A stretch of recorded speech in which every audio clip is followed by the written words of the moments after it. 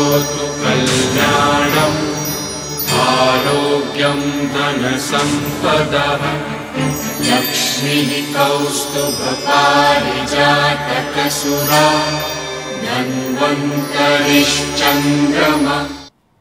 नमस्कार, आप देख रहे हैं हमारी खास पेशकश आयुष्मान भव। आपके साथ मैं हूं घनश्याम उपाध्याय। अपने इस खास कार्यक्रम के जरिए हम आप तक आयुर्वेद पद्धति के जरिए उपचार के तरीके आपको घर बैठे बताने का प्रयास करते हैं। आज हम बात करने जा रहे हैं वायरल फीवर के बारे में।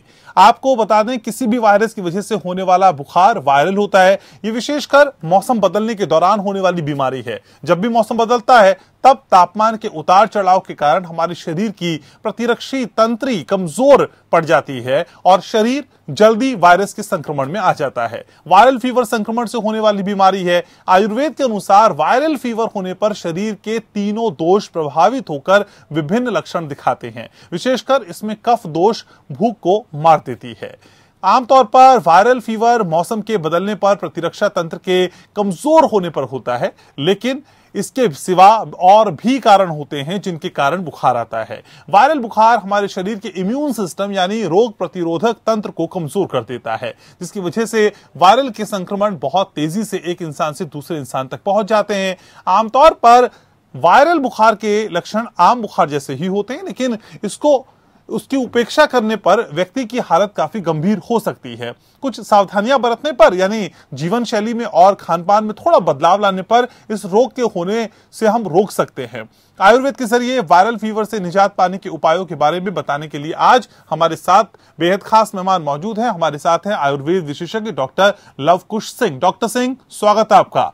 आप फाउंडर, चेयरमैन और चीफ डायरेक्टर अनुपम ग्रुप इंडिया हैं। आयुर्वेद विशेषज्ञ डॉक्टर लवकुश सिंह पिछले कई सालों से आयुर्वेद के क्षेत्र में काम करते रहे हैं और कई सम्मानों से नवाजे गए हैं। ये तो थी आयुर्वेद विशेषज्ञ डॉक्टर लवकुश के बारे में जानकारी। अगर आप भी हमारे इस कार्यक्रम के बारे में कुछ जानना चाहते हैं, इस विषय के साथ जुड़ना चाहते हैं, कुछ पूछना चाहते हैं और वायरल फीवर की बीमारी का इलाज चाहते हैं, तो बिना देर किए आप हमारे इस कार्यक्रम में अभी के अभी लाइव जुड़ सकते हैं। आप अपना सवाल पूछ सकते हैं। फोन लाइंस खुल चुकी हैं। नंबर्स आपके टीवी स्क्रीन पर लगातार फ्लैश हो रहे हैं। शुरुआत आयुष्मान भव की। करोतु कल्याणम् आरोग्यं धनसम्पदः लक्ष्मीः कौस्तुभपारिजातकसुरा धन्वन्तरिश्चन्द्रमा।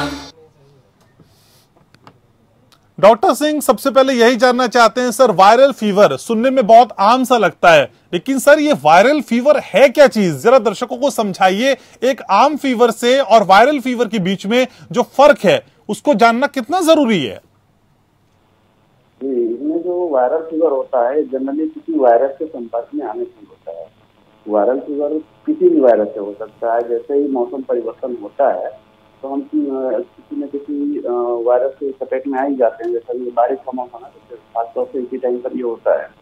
तो इसमें जो भी वायरस हमें इन्फेक्ट करता है तो जिससे जो भी बुखार उत्पन्न होता है उसको वायरल फीवर ही कहते हैं। आमतौर पर 3 से 5 दिन का समय लेता है, लेकिन अगर ट्रीटमेंट की कमी रही तो ये लगभग 12 से 15 दिन भी जा सकता है, क्रिटिकल भी हो सकता है। तो इस तरीके से जिन बच्चों में या जिन लोगों में इम्यूनिटी कमजोर होती है तो उनको इससे ज्यादा थोड़ा सा फर्क पड़ता है।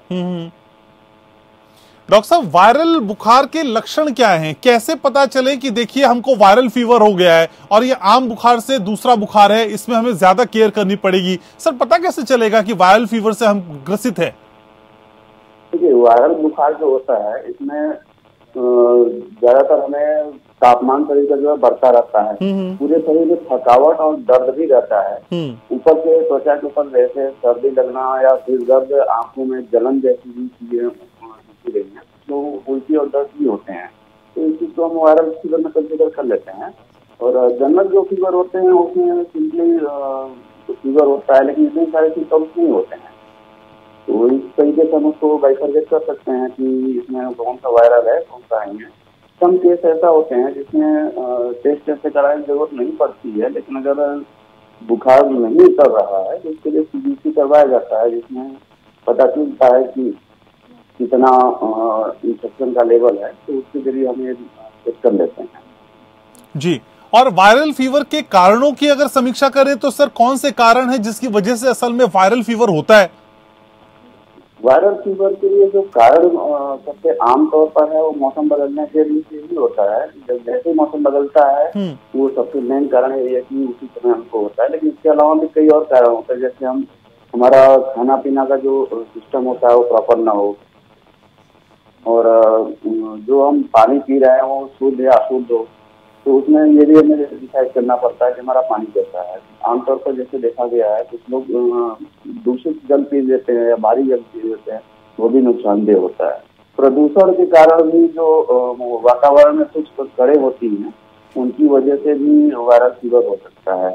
तो ये सब चीजें जो है हमारे इम्यूनिटी को कमजोर कर देती है। फाइनली ये होता है कि रोग प्रतिरोधक क्षमता जो है वो कम हो जाता है, तो बुखार आता है। बुखार में वो ज्यादा सिम्टम्स के साथ शरीर को परेशान करते हैं। जी, और वायरल फीवर की अगर बात करें तो सर ये कितने दिन तक होता है? अमूमन हमें पता है कि 3 दिन से 5 दिन तक वायरल फीवर रहता है, लेकिन क्या इसकी फ्रीक्वेंसी और ज्यादा हो सकती है? बिल्कुल हो सकती है। इसमें आमतौर पर जैसे जनरली क्या होता है 3 से 5 दिन 6 दिन तक रहता है वायरल फीवर, लेकिन अगर हम उस समय सचेत नहीं हुए ये टाइम जो है लगभग आपको 10 से 12 दिन 15 दिन तक भी हो सकता है। तो इसके लिए जो है पहले हमें जैसे ही कुछ बुखार जैसा लगे तो हमें अपने नजदीकी जो भी आयुर्वेद चिकित्सक है, जो भी आपके चिकित्सक है, उनसे आपको जरूर संपर्क करना चाहिए कि किस तरीके का फीवर है, क्या क्यों है, तो वो इस चीज को इजीली डायग्नोज कर सकते हैं। जी, और डॉक्टर साहब वायरल फीवर से अगर बचना है तो कौन से उपाय हैं जो हमें करने चाहिए? इसके बचाव के क्या उपाय हैं सर? इसके बचाव के उपाय में सबसे बड़ी चीज देखा जाए तो जो भी हम बाहर से जगह निकलते हैं प्लेसों पर जहाँ पर ज्यादा से होता है भीड़ भाड़, वहाँ पर एक दूसरे से सच के ना रहे, क्योंकि वायरस कोई भी वायरस हो सकता है, कहीं भी फैल सकता है किसी को।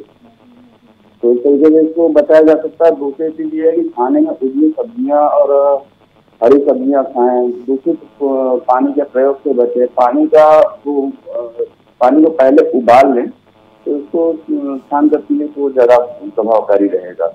रोग प्रतिरोधक क्षमता के लिए कुछ आयुर्वेदिक इम्यूनिटी बूस्टर्स भी इस समय से अवेलेबल है मार्केट में, जिनको आप लेकर के इससे बच सकते हैं। जी, और वायरल बुखार से छुटकारा पाने के लिए क्या शुरुआत में कोई होम रेमेडीज हैं, घरेलू उपचार हैं जिनको हम कर सकते हैं? जी बिल्कुल है। इसके लिए आयुर्वेद हमारा बहुत वाइड रेंज में इसके लिए उपचार रखता है। घरेलू नुस्खों में जैसे अभी सपोज किसी को फीवर आता है तो उसमें उसको केवल फीवर नहीं रहेगा, सर्दी खांसी जुकाम बुखार के साथ कुछ न कुछ जरूर रहता है। तो वायरल बुखार होने के दौरान जो है अदरक सबसे बेहद लाभदायक होता है। इसमें अदरक का एक पेस्ट बना करके शहद के साथ अगर थोड़ा सा ले तो बड़ा अच्छा फायदा होता है।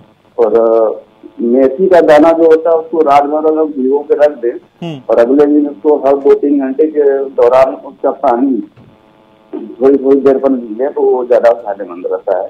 ठीक है तो इस तरीके से बहुत सारे, जैसे धनिया का पाउडर है वो एंटी वायरल और एंटी बैक्टीरियल बहुत अच्छा माना जाता है, तो उसको भी हम कंसीडर कर सकते हैं। और किशमिश है, किशमिश के जो बीज होते हैं उसको निकाल करके हल्का सा भून करके भी लिया जा सकता है। ये सब चीजें घरेलू नुस्खे हैं। और सबसे मेन चीज जो है अपने घर में हम यूज करते हैं और मेरे ख्याल से लगभग सभी लोग यूज करते होंगे, हल्दी। तो हल्दी भी आपको इसमें बहुत अच्छा रोग प्रतिरोधक क्षमता के लिए और वायरल बुखार के लिए साबित होता है। वायरल बुखार में होने वाला दर्द कैसे कम किया जा सकता है? डॉक्टर लवकुश सिंह मेरे साथ हैं। तो डॉक्टर सिंह, अक्सर हमने देखा है कि वायरल बुखार में शरीर में बहुत दर्द रहता है, बहुत पेन रहता है। सर, इस पेन को कैसे कम किया जाए, कैसे दूर कर सकते हैं इसको? जो शरीर में दर्द होता है ये बुखार के उच्च तापमान की वजह से भी होता है। तो इसमें क्या है कि अगर हम कोई ऐसी रेमेडी लें जो कि हमारे तापमान को कंट्रोल कर सकते हैं तो दर्द ऑटोमेटिक कम हो जाता है। इसमें शुरू के दौरान में कुछ मेडिसिन जो होते हैं आयुर्वेद को प्रोवाइड किए जाते हैं। और सबसे बड़ी चीज की वो गर्म पानी से इसलिए पीने के लिए कहा जाता है कि वो फास्ट इफेक्टिव होते हैं और गर्म पानी हमारे शरीर के लिए बहुत फायदेमंद भी होता है। तो गर्म पानी भी हमारे शरीर को जो है दर्द से मुक्त जाता है। जी, और वायरल बुखार में सर हमने देखा है कि अक्सर कुछ खाने का मन नहीं करता है, कोई डाइट लेने का मन नहीं करता। ऐसे में सर कुछ खाना ना खाना कितना घातक हो सकता है? तो इसमें क्या है, वायरल फीवर जैसे ही हमको इफेक्ट करता है, उसमें सबसे बड़ी चीज होती है कि कफ दोष जो है प्रकृति हो जाती है और हमारे सूरज जैसा आदमी को अटैक करता है। इसमें क्या होता है, हमें भूख लगना बंद हो जाता है। लेकिन अगर हम इस दौरान नहीं कुछ खाएंगे पिएंगे तो फिर हमारी इम्यूनिटी कमजोर होगी और हमें इन्फेक्ट करेगा ज्यादा और फिर हमारी कंडीशन बिगड़ती जाएगी। तो खाली पेट अगर रहते हैं तो उसको ज्यादा अवॉइड करें और खाने पीने की चीजें जो है उसको ज्यादातर लिक्विड चीजें, ताकि हमें प्रॉब्लम ना हो। जी, क्या कुछ खाने पीने को लेके भी खास एहतियात हो सकते हैं डॉक्टर साहब कि ये खाइए ये मत खाइए, इससे फायदा हो सकता है, फ्रूट्स को आप शुमार कर सकते हैं, क्या क्या खाया पिया जाए सर?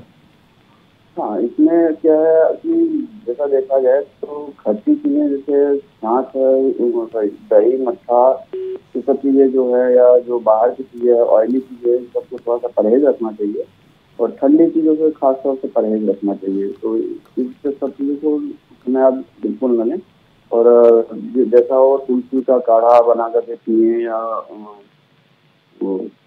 इसमें जैसे आपको कुछ हल्दी के पाउडर और सौंठ के पाउडर मिला करके उसको पानी में डाल करके थोड़ा सा उबाल लें, उसको भी आप ले सकते हैं।